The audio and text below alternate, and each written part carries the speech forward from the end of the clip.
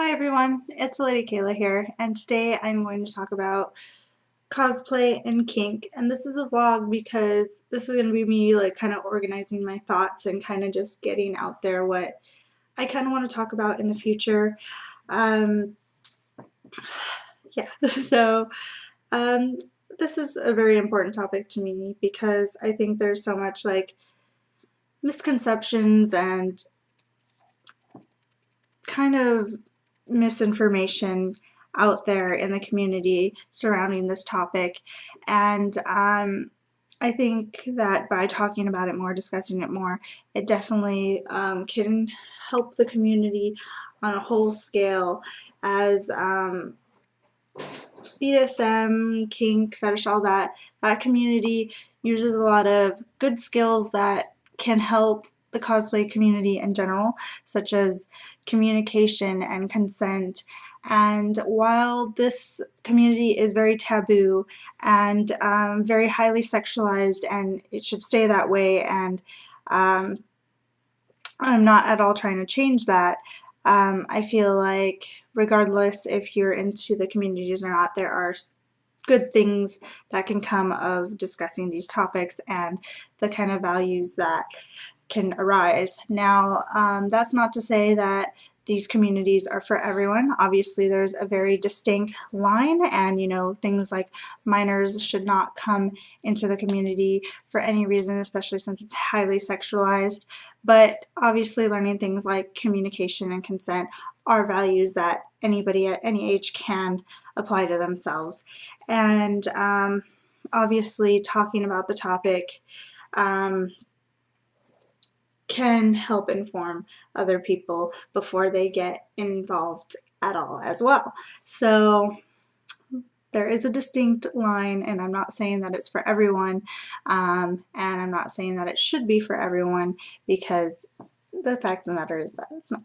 So another distinction I want to make is between sexualization and BDSM, and incorporating it into cosplay.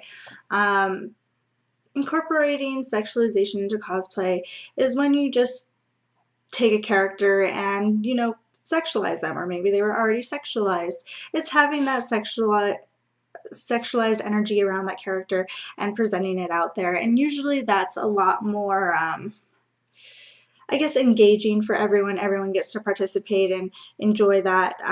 Whereas incorporating something like kink and BDSM and fetish and all that into cosplay is possible.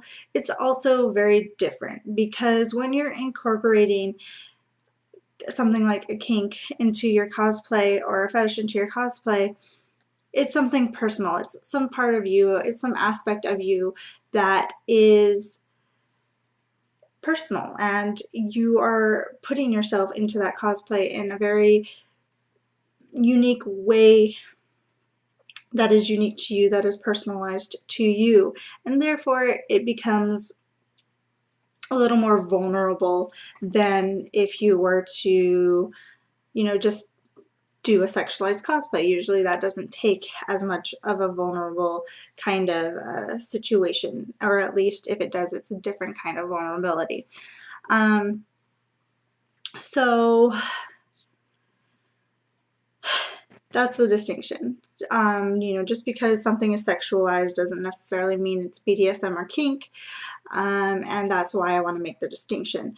The other reason why it's important to make the distinction is because people think that they can, or they see something that's sexual, and they think they can just jump right in on it and participate in it. And when you are in the BDSM community, talking and communicating and consent and kind of engaging with people on a level of communication that isn't just invasive is very important. And that's why I want to also make the distinction, because usually when you're portraying yourself in a sexualized manner, you're engaging on a more surface level, whereas BDSM and kink into your hobbies is a more personalized level. And therefore, just because you see something that says kink, fetish, whatnot, doesn't mean it's for you. It's somebody else's personal attachments to something or personal kind of projections onto something, and it's not necessarily for you, and that's an important distinction to make. And hopefully when I do these videos and I cover these topics, we learn how to engage with people around us in a healthier manner and a more well-informed manner. And since you guys are probably all wondering, and probably why you clicked on this video in the first place, because you're like, Kayla said kink, and now I need to know what her kinks are or whatnot. I am a little, and littles are often associated with DDLG, and that's Daddy Dom Little Girl. And because of my personal background and my personal traumas, I participate in this kind of play differently than other people might. And as with any play, it can be personalized and unique to those playing it. Mine's kind of a ways different from what people usually do when they play this sort of way, but maybe not. I don't know. I'm getting back into this after taking a hiatus after some traumatic experience and some kind of bad pastimes with this kind of play. And so it's going to be a learning experience for me, and I'm definitely not a professional. I'm not a professional at all, and I'm also not an educator at all. I am just here vlogging and exploring these topics with you guys as I'm learning and as we can talk about them together. So I don't want anybody to come to me as though I am some kind of expert on the subject, but that's that. And so I participate a bit differently, and maybe in the future I'll do a video on how I participate specifically, but this isn't why I am quite creating this video. I want to cover why kink and cosplay kind of mesh, and the differences between, you know, something that's just presented in a sexual manner and when someone's actually meshing these two hobbies together. And the reason why people tend to do these things is because cosplay is already kind of a form of expression and oftentimes escapism.